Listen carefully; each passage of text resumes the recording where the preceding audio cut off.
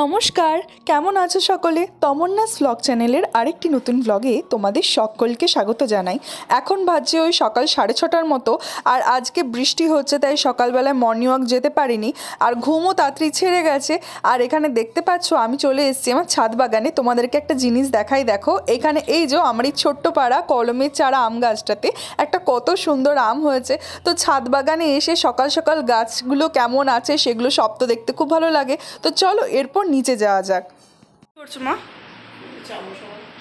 চা বসালে? ও, বোতলগুলো পুরো খালি হয়ে গেছে। শোনো, আজকে দুটো বোতল ফ্রিজেতে রেখে দিতে হবে, বুঝলে তো? বড় বড় দেখে দুটো বোতল ফ্রিজেতে রেখে দিতে হবে। যা গরম পড়েছে, ভাল লাগছে না। হ্যাঁ, তো এখানে মা চাটা বসিয়ে দিয়েছে, আর এই যে চা পুরো আদাতে ভর্তি, আর সঙ্গে দারুচিনি আছে। আর কি আছে মা? চিনি দিয়েছো নাকি? চিনি? ও, এটা ফুটলে চা পাতা দেবে, চিনি হয়তো দেবে না, চিনি এরা ব্যবহার করে না। আমি রান্নাঘরে চলে এসেছি, আর রান্নাঘরে এই দেখো কিছু লঙ্কা একদম পুরো শুকিয়ে গেছে, এটা গাছকে ফেলে দিতে হবে। আর এখানে চা গরম হয়ে গেছে। সকালবেলা আমাদের বাড়িতে সকলে র চা খায়, কেউ দুধ চা খায় না।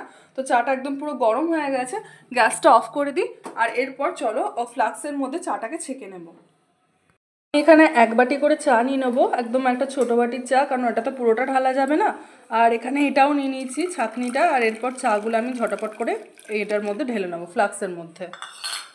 এখানে চাটা খাওয়ার পর মা একটু চান করে আমাদেরই বাড়ির সামনে যে কালী মন্দিরটা আছে সেখানে চলে গেছিলো একটু পুজো দিতে। আর এরপর আজকে দুপুরবেলায় রান্না হয়েছিল ভাতেতে পটল আলু পনিরের তরকারি। তো এই রান্নাটা আমি করেছিলাম, অনেক দিন ধরে ভাবছিলাম যে আমি কিছু রান্না করি, তো হঠাৎ করে ইচ্ছা হলো, তো মাকে যেয়ে বললাম, মা বলে ঠিক আছে তাহলে আজকে দুপুরবেলার পটল আলু পনিরের তরকারিটা তুই কর। আর এই তরকারিটা খেতে আমার তো অসম্ভব সুন্দর লাগে, আর দেখতে পাচ্ছ কালারটাও কত সুন্দর বেরিয়ে এসছে। তো এরকম আমার মতো খেতে কে কে ভালোবাসো? গুগু চলে এসছে, আর গুগু তাকিয়ে তাকিয়ে ঘুমাচ্ছে। এ গুগু, গুগু একবারে ডিপ নেসে ঘুমাচ্ছে। কি করছিস? এই যে গাছ লাগাবো। গাছ লাগাবি? কি করে লাগাবি? এই যে এটাতে মাটি দিয়ে পুঁতে দেবো। পুঁতে দিবি ওটার মধ্যে? ও, আর আকাশটা আজকে দেখতে পাচ্ছিস? হ্যাঁ, ভালোই করে। যদি বৃষ্টি বৃষ্টি হয় খুব মজা হবে। দারুণ অ্যামেজিং লাগছে না? হ্যাঁ, তাই ভাবছি কি করি বলতো, গাছগুলো তো জল দেবো কি দেবো না। যদি এরকম করে হাওয়া দেয় তাহলে তো মেঘটা কেটে যাবে না। দেখ কি হয়, একটুখানি অপেক্ষা করে। কি করবো বলতো, বুঝতে পারছি না। দেখ মেঘটা করছে, মানে মুষলধারে বৃষ্টি হওয়ার চান্স আছে, প্রায় অনেকটা অন্ধকার করেছে। এদিকেই চলে এলো না? হ্যাঁ, থাক, পরেই দিবি। পরে দেবো বলছিস? কালকে সকালে দিয়ে দেবো বলছিস যদি হয়? হ্যাঁ, সকালে অপেক্ষা করি নাকি, কারণ ঘোর করে মেঘটা ধরেছে তো, তাই না বল? হ্যাঁ, ঠিকই হবে সেটা। হুম।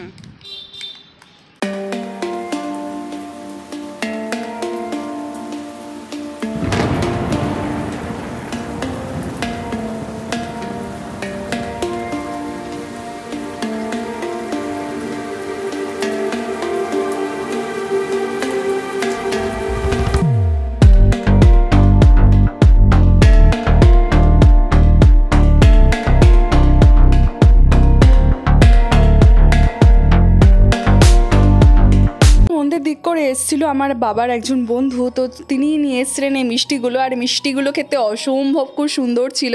আর তোমরা তো সকলেই জানো আমি মিষ্টি খেতে প্রচণ্ড রকম ভালোবাসি। আর ওই দিনই রাত্রেবেলায় আমার আর ভাইয়ের আবদারে হয়েছিল বিরিয়ানি আর চিকেন চাপ, মানে বাড়িতে হয়নি, মা বাড়ি থেকে নিয়ে এসেছিলো, কিনে নিয়ে এসেছিলো। এরকম ব্লগ দেখতে হলে চ্যানেলটা অবশ্যই সাবস্ক্রাইব করো, ভিডিওটি ভালো লেগে থাকলে লাইক করবে, কমেন্ট করবে, শেয়ার করবে। দেখা হচ্ছে পরবর্তী ব্লগে, এখনকার মতো